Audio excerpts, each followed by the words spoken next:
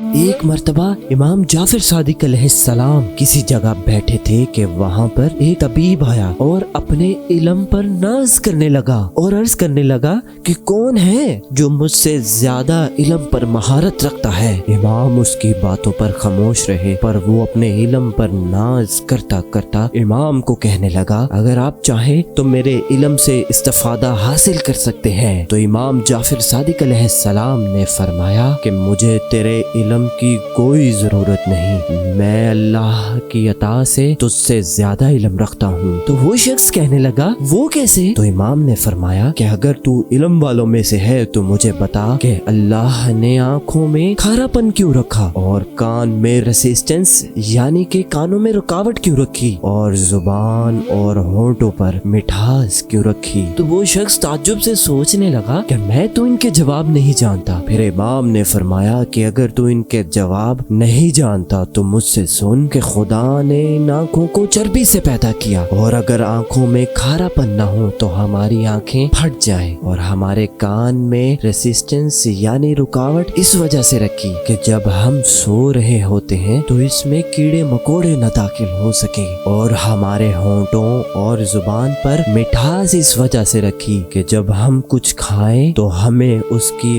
لذت محسوس ہو۔